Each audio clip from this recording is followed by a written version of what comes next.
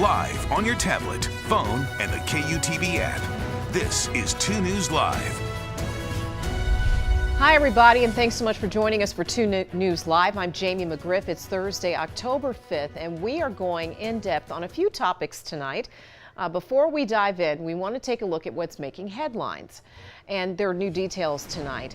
In an officer-involved shooting in Taylorsville, police say 34-year-old Joseph Potts was killed at his home last night.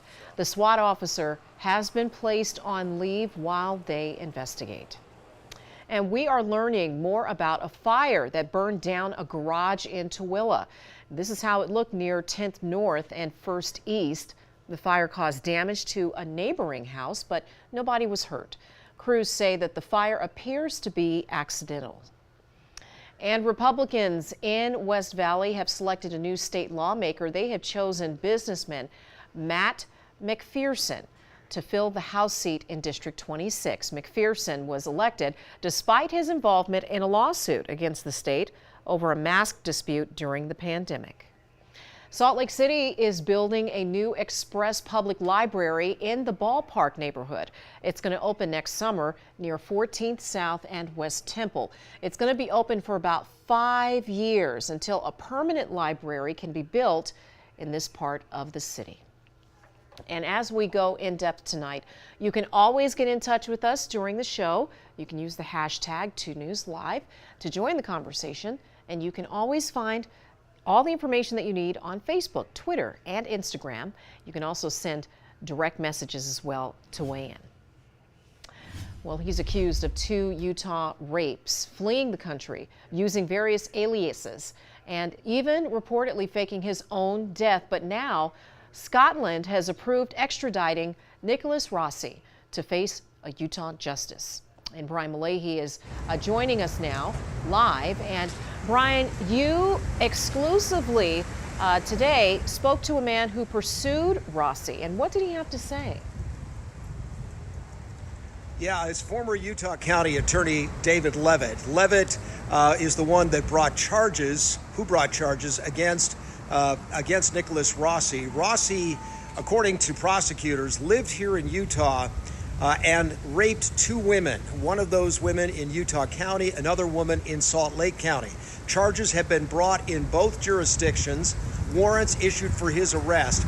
But Rossi is a very enigmatic figure who prosecutors say fled the country, changed his name. He goes by several different aliases, said that he is in fact not Nicholas Rossi, had never been to Utah, but fingerprints in Scotland, according to a Utah investigator, prove that Nicholas Rossi is Nicholas Rossi, and that's the man that prosecutors both in Salt Lake County, the DA's office, and the county attorney's office in Utah County say raped these women. Utah County prosecutors today saying they're prepared to go forward with the case.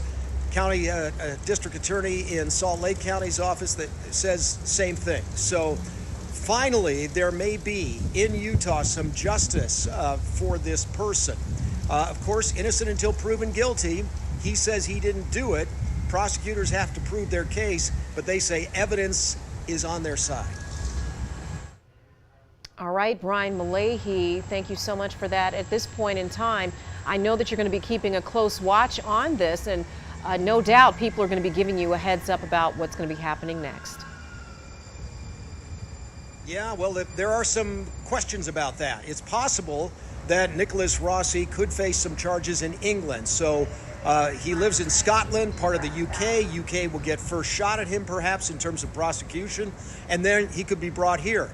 Levitt today surprised me a little bit and said he doesn't mind that, because the more people who prosecute Nicholas Rossi, according to him, the longer he stays in prison.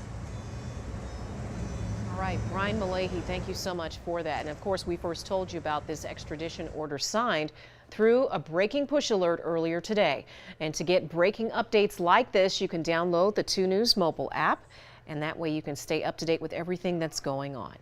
All right, let's go ahead and see what's going on with the weather outside. Our meteorologist Chase Thomason is joining us, but he is not in the studio today. He is outside enjoying the beautiful weather and the scenery. So pretty.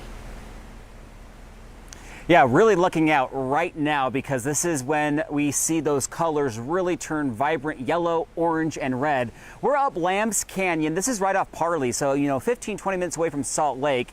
And as you head up the road, you'll see lots of golden yellows, oranges, and reds. And this is the time to get outdoors, especially with the forecast that I have for you as we wrap up the work week and head into the weekend. All right, so if you're new to Utah, I do have a list of some of my favorite fall drives.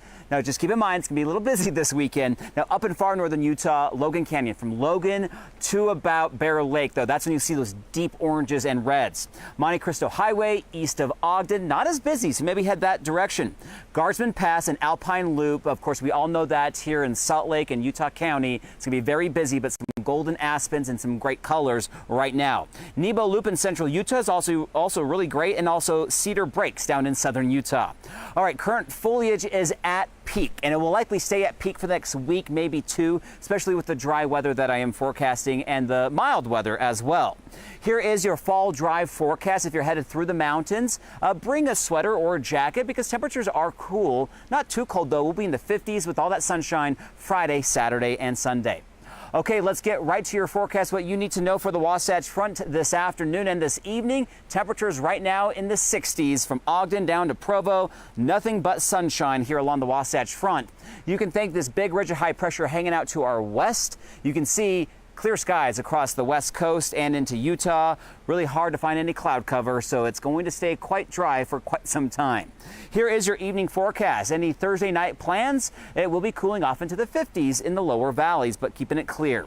Tonight, overnight lows likely in the upper 40s, so really no threat of any frost or freezing conditions going forward into the weekend, but we will be in the upper 30s up in Park City and Cache Valley, near 40 in central Utah, and St. George in the mid 50s. Tomorrow, though, St. George gets a little warm, but it's going to take some time to warm up because it is October and we have these longer nights. 88 degrees for you. We'll be in the mid 70s through central Utah and low to mid 70s along the Wasatch Front. Up in the mountains, Lambs Canyon likely in the 60s for highs. Weekend forecast again spectacular. There are no complaints. Please make some plans to be outdoors. You don't have to check out the fall colors, but might as well. Anywhere in the mountains will be fine. 76 on Saturday, 78 on Sunday. We're now about 5 to almost 10 degrees above normal for this time of year. Now this evening, or Saturday evening rather, up in Logan, big game, Colorado State taking on Utah State, 71 degrees at 6 o'clock at kickoff. And then grab your hoodie because by the end of the game, it will be dropping dramatically into the 50s. Cache Valley in October, it can get cold. High pressure right now, as I mentioned, will be moving over Utah, and that's when temperatures will be peaking later in the weekend and into early next week. But there is a weak storm that is moving in behind it. It does arrive right now, looks like Tuesday into Wednesday, so we've added a slight chance for a few showers and thunderstorms for northern Utah, and statewide we will see a slight cool down. But it doesn't look too cold. And then another ridge of high pressure slides in just in time for next weekend. This is important because there's going to be a lot of visitors checking out the solar eclipse in central and southern Utah. So on Saturday, right now, it looks like we'll have clear conditions and good visibility to see that ring of fire Saturday morning. So St. George, we're going to be in the upper 80s all the way through the weekend and into early next week. And then just a slight cool down, a little bit of wind. Wednesday, Thursday into the 70s, very fall-like by the end of next week for St. George. Salt Lake, fall-like is already here. We'll be in the 70s all the way through Monday. Not quite hitting 80 Sunday and Monday, but we'll be close. And then we drop to 72 on Tuesday. Wednesday, 62, 64 on Thursday. So really no complaints on that 7-day forecast. The rain is not falling on the weekend. It's in the middle of next week, and it doesn't look like a major storm. And we just had some really decent rain, so it's okay to dry out for a couple weeks. Jamie? And I'm sure it's okay to have a jacket close by, especially during those evening hours. A light jacket. Yeah. That right as the sun goes down, or if you're in the mountains, we're kind of standing in the shade. I didn't bring my jacket, and I probably should have. Ooh. It does cool off, but again, it's not too cold. Okay. And I got a question on social media. People were asking, where's Francis, my hiking buddy? Oh, yeah. Lambs Canyon. Dogs aren't allowed up Lambs Canyon. So, okay. We should have gone to Mill Creek Canyon, but they don't have cell reception. But that's just right on the other side. Oh, people would have loved to have seen Francis. Okay, well, maybe next time. Thank you so much, Chase. And remember, you can download our 2 News weather app and know about those changes that are happening in your neighborhood. You can get those updated forecasts, the live radar, all on your phone, and the app is free to download. All right, turning our attention now, with Utah's suicide rate being much higher than the national average, lawmakers have been providing more funds, trying to make it easier for school districts to provide mental health screenings for their students. Paul Nelson has been looking into this, and he is joining us now. And Paul, what have you found out about this?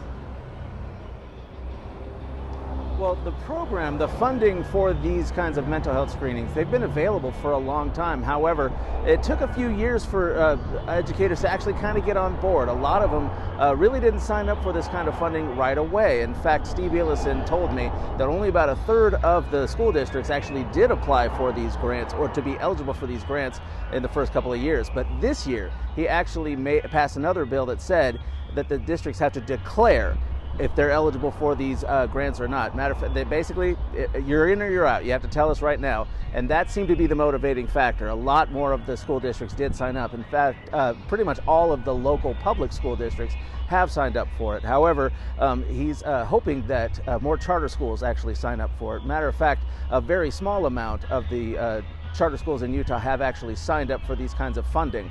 And so Steve Ellison is going to try and make it easier for them to kind of get on board as well. Okay, and how much money are we talking here that's available with these grants? Well, overall, the grants, there's $500,000 worth of ongoing money for these mental health screenings. Now, the reason why that the charter schools haven't signed up for these grants necessarily, it's not because they don't want the screenings. I spoke with the executive director of the Utah Charter School Association. He says they very much do want the screenings, but at the same time, it's basically a full-time job. He says they've heard some estimates that sometimes a school could have 300 to 400 reports or reports that they have to fill out every single year. That is a full-time job, and they just don't have the staff to kind of pull this off. But Ellison says he's going to try and increase that funding, and maybe that can get more charter schools on board. All right, Paul, thank you so much for that report. And remember that if you have a story that you think our Crisis in the Classroom team needs to be aware of, you can call us at the number on your screen. You can also email us at education@kutv.com. Okay, so let's talk about what's trending on our website, kutv.com. Okay, so here you can see a number of things. We're going to go ahead and scroll down. Travis Kelce wears BYU jersey on podcast after Cincinnati lost due to a friendly bet.